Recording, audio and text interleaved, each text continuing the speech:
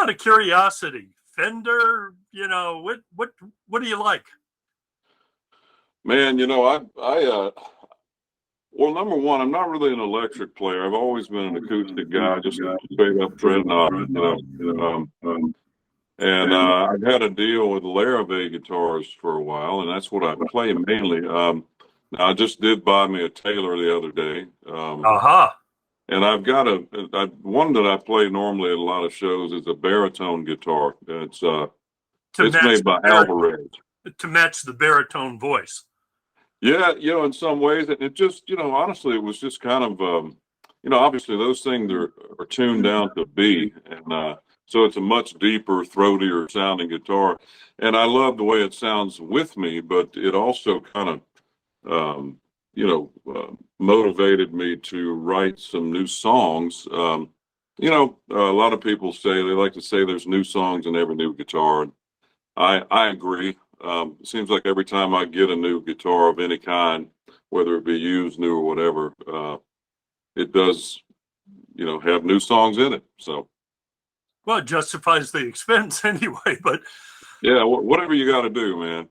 Hey, just out of curiosity, how bad was the COVID thing in terms of was it devastating, or did you just you handle it with no problem, and the venue seemed to be drying up, and here you are though. Plenty of well, hey, the situation with me was, I was lucky enough to have enough of a following, at least, that we were, I kind of did this. We had to pivot, and I started doing a live stream online called Rave in the Cave back in early 2020, I think late March maybe, and it kind of saved my butt. Me and my guitar player both, we would just hang out right here where I'm sitting, usually on Friday nights, and just play a little. It was basically an all request show. Some covers, a lot of my own songs, and that got us through. As a matter of fact, it was so successful for us, we ended up making like the top 50 podcasts on the Polestar chart for that year, and that was for all genres. So wow, that was a surprise, and it was a welcome surprise. I had no idea, going into 2020, I released a new EP called Nowhere Near Done. I went to Europe, played in Switzerland, Austria, and Germany, came back to the U.S. and immediately saw all of my work for the whole year disappear. So doing the live stream is what saved our butts, and so for all the folks out there that that tuned in and have continued to tune in for that, I thank you. You must be really a gutsy guy to just get into country music, or not that long, and then all of a sudden say, hey, I'm going to go out on my own. A lot of guys say, hey, I need this corporate support. I need all this marketing. I need all these people around me. And yet that wasn't your path. Well, not really.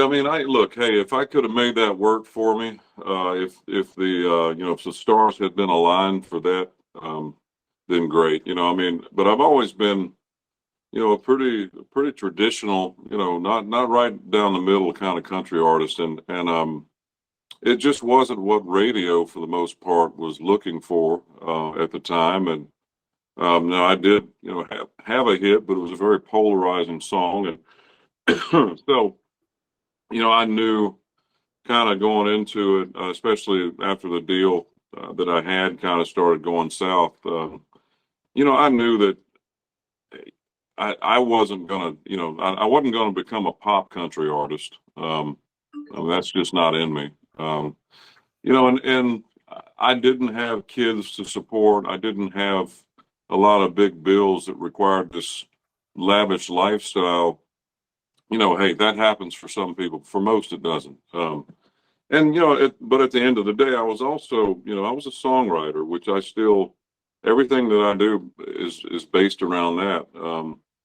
And I had somebody tell me years ago, hey, you can do one of a couple of things. You can either try to be a star for whatever for whatever that involves, or you can be an artist. And some stars are artists, and but at the same time, we've got a lot of people who are one or the other.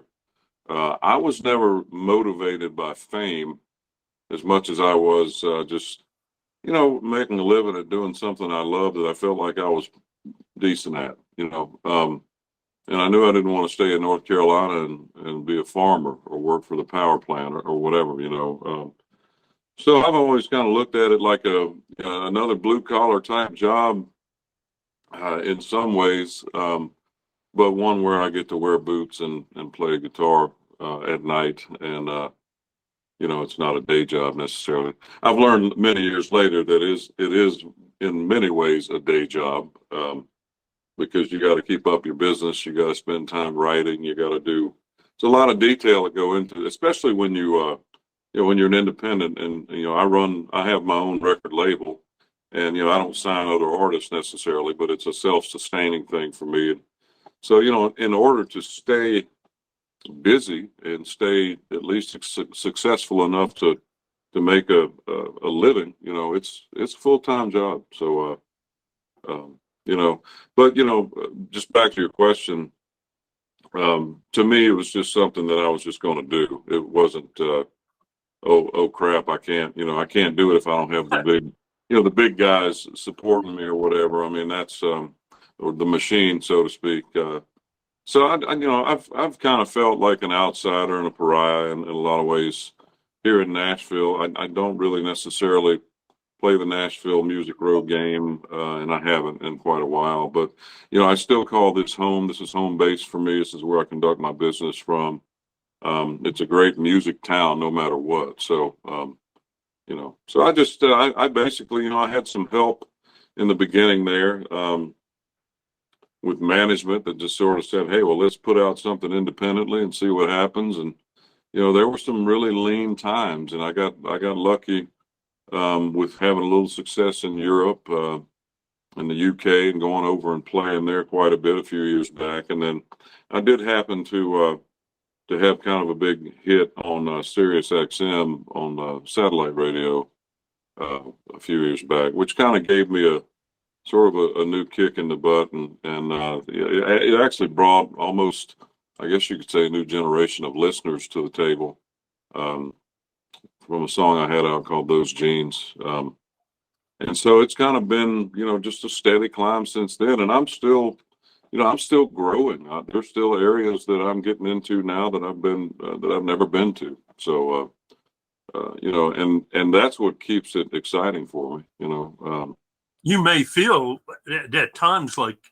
an outsider, but how can you could really feel that way if you've been 65 times at the Grand Ole Opry? I mean, yeah. I don't know the history of that, but there are probably very few people in the entire United States that has done that. Yeah, you're right. And I'll tell you, of course, having the major label deal years ago is what got me in to the Opry initially. Having a little bit of success on the radio initially helped get me in there. It was also, it's political, kind of who you know in the early going. But they've continued to welcome me back. Now, it's not all the time lately, but especially these days, or if I've got a new release coming out or something like that. I mean, they remember me obviously, and they know that I've been the crowds usually like what I'm doing, and so I think they make a mental note of that, and they realize. I mean, hey, the Opry is not dead set in the middle of Nashville politics, in the sense that they do have a lot of people playing on that stage that don't have major label deals or big success on the radio, at least at any given moment. You got bluegrass, gospel people, just a good mix of people, and one of which is like true traditional country music artists who may indeed be independent. And I've been lucky to at least be one of those. I'm not the the latest craze or whatever, but I've been able to keep some sort of presence there. And man, and early on, sometimes I would play the Opry because they'd call me that week last minute to see if I wanted to play because somebody else backed out, that kind of thing. So I was a replacement act. And I probably did that 10 times between the Ryman and, the big Opry House. And so, man, it adds up, yeah, so my last appearance there was back in September, and that was number 65. Many people get up, bang out their songs, have a set list, boom, get through the performance. And yet, I don't know if you're unique or not in this regard, but the last two times I've seen you, you start out with the audience and then you gradually build this, what I'd call a rapport, and you mix storytelling with your songs. I mean, it's a knockout punch concept. It's like the audience just is right there with you. It's like you've got them in the palm of your hand. And then they also like, I think, that you've written so many pieces and okay, you perform them very well. Everybody loves that deep baritone voice. And then they hear your songs sung by some of the biggest names in the business. So that's got to be really cool for you to be a performer and just as much of a songwriter. It is. And that was always my intention when I moved to town. One of the only, I mean, I say regret, it's maybe not necessarily a regret because I've always kind of done things my way. But, if I'd taken a different path in Nashville and maybe concentrated more on co-writing and doing publishing deals and things like that over the years, I think I could have very easily had more of my songs recorded by other people. But I was always one that wanted to write them, and I wanted to record them and go out and play them. I still to this day, I still enjoy going out on the road and performing for people and playing these songs.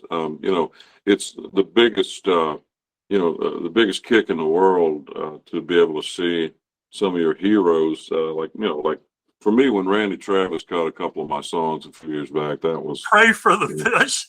I had made it, What's the story? What's the story on Pray for the Fish? It's funny, all right, for one thing, some of you guys might remember, in the 70s, I know growing up as a little bitty kid, there was a song called the Ballad of Jesse Taylor, or Baptism of Jesse Taylor. Okay. They baptized Jesse Taylor in Cedar Creek last Sunday. Jesus gained a soul and Satan lost a good right arm. I don't know if you remember that one. But it was, it was kind of a bluegrassy feeling thing a little bit. And it's just a song that I remember very vividly. And my dad and neighbors used to sing it. And so I remembered that. And I was talking to my friend Dan Murph, who he lives in Bowling Green, Kentucky. And Dan comes from Texas royalty. He's descended of Price Daniel and Sam Houston, actually, was, I think, a great uncle of his. And Sam Houston, before he got baptized in the river, literally looked at the preacher and said, "Pray for the fish." And, I just thought that was funny. And I thought of that other song. And so the story sort of came to me, riding down the road one day. I pulled off at a Citgo station in Nashville and wrote down a lot of the lyric on the back of a phone bill. And we all got together and sort of hammered it out and finished it. But that's still one of my favorite copyrights, just because it's just unique. I always, I love writing songs, and there's all different kinds of songs. But I think one of my favorite things, obviously, is to write something that I know hasn't been written by anybody else before. And if anybody else wrote a song called "Pray for the Fish," then I guess I would give it up, man. Well, part of your philosophy, at least reading a little bit prior to this interview, this is a really self-confident philosophy, at least what I've seen. The line, the more real, the better. For sure. Does that describe you? Yeah, I mean, look, I've learned over the years, writing songs, man, the thing that's going to make it most relatable to people is you being honest, uh, and so you got to be honest about it. And sometimes that might be a little challenging, because if you have any inhibitions at all, or any, if there's any part of yourself that you think people might not necessarily approve of, then you may be SOL. You But know, I know about 100,000 American men that probably should listen to "Ain't Always Thirsty." I mean, that I must imagine there's a little autobiographical bit to that. That's Oh, for sure. Yeah, I had been, well, I was in the midst of getting a divorce, and just, I was just down in the dumps, man. I was at a low point in my life, and you know, um, that came, as just some honesty on a piece of paper. And it's funny, I've had, you mentioned men relating to it. I've had so many. Um, Literally send me messages saying, "Hey, that song changed my life," or "it helped me at a time when I was about ready to end it all," and things like that. I mean, and it's been, I believe. and it was such a therapeutic thing for me when it came to me, that I didn't stop and think at that point that anybody else would be helped by it. But that's the beauty of songwriting, is every now and again, if you're lucky and you keep doing this, you'll get those gifts every now and again. And I have, there's a lot of people out there, a lot of singers, bands, just people out there that cover the song, whether it be in their live shows, or I've had a couple of people record it. So that song has definitely been one that has stood out for me, for sure. And it's kind of cool to me because, some people know me for the funny songs. It's like, it's nice to know that they can at least realize that that's not all I do. How in the world, most of us wouldn't imagine that there's a country music market in Europe. I mean, how did you get onto that? I mean, Switzerland and what did you Yeah. say? England and You know, Ireland? I I found it pretty interesting myself. I never assumed it, but I think, uh, for one thing, look, hey, good music is good music, and one thing I've learned all over the world, man. I mean, all of us kind of go through the same trials. We all suffer from the same issues and problems in life, and I think it's, countryman being sort of a common man language. Really translates. And one of the things that I always wondered about was maybe the language barrier. Maybe certain things could very easily, in my opinion, fall on deaf ears, because it's not that they, sometimes they know English, but they don't quite get the innuendo and the what's the word? Anyway, sometimes the humor may go over their head. Now, Sure. those are things that I was concerned about. But what I've learned over the years is that Europeans, especially the European country fans, not only love the music, but they also respect it as a unique and original American art form, and they celebrate it for that. And it's a little bit different than American fans. I think American fans, we're all spoiled rotten, and we grew up on it, and we just, it's always been there at our disposal.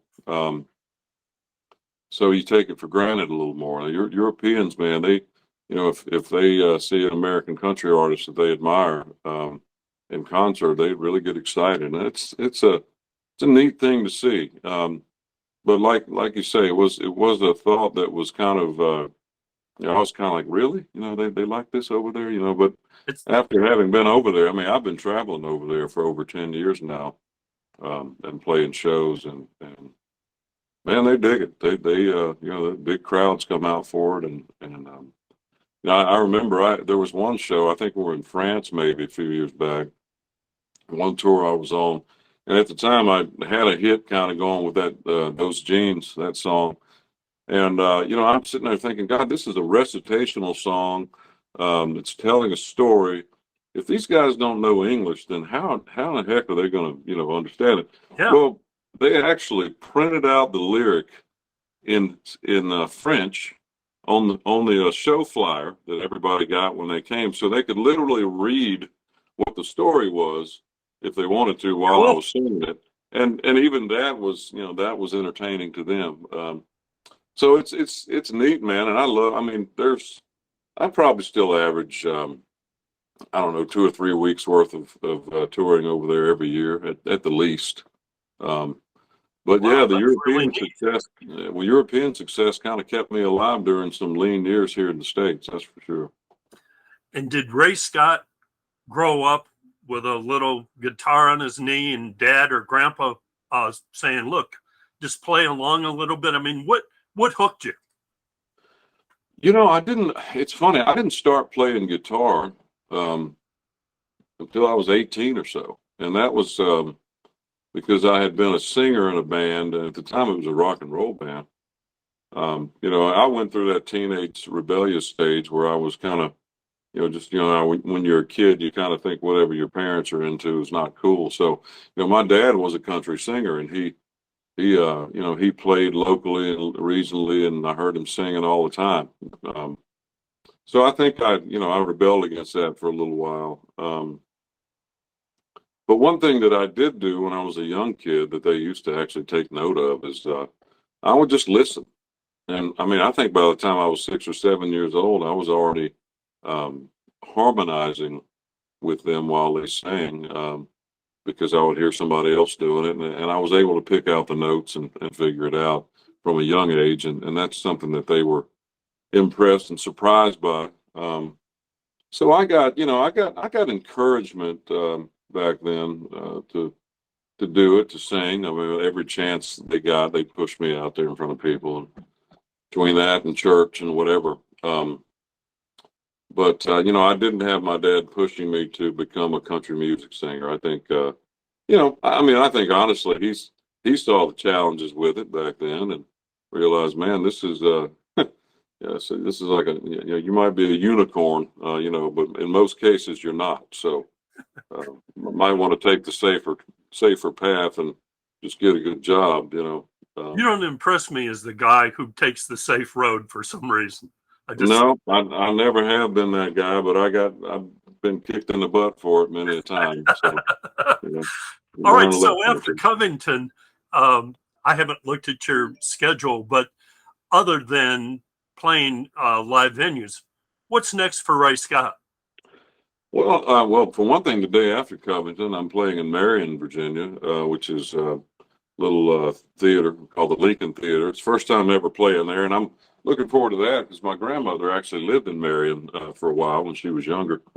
And then, after that, we've got, I do a lot of acoustic shows, but in September, I've got a couple of full band runs as well. We're going into Ohio and West Virginia and Kentucky, a couple other places during September. And then we start, I think we're going out west some, I've got a country cruise coming up in January, I think, and then after that, I'm going to Europe again, and so we got a pretty full plate, and time just flies by, man. Well, we look forward to seeing you on Saturday. The crowd always loves you. That mixture of storytelling and great songs, there's nothing like a Ray Scott show. So we thank you very much for taking the time to speak with us today, and look forward to hearing that typical Ray Scott performance on Saturday night. Heck yeah, man. Me too. I always enjoy Covington. I think this will be my maybe 4th trip there. So great. Yeah. Thanks again for your time, Ray. Heck yeah. Thank you. Have a good one.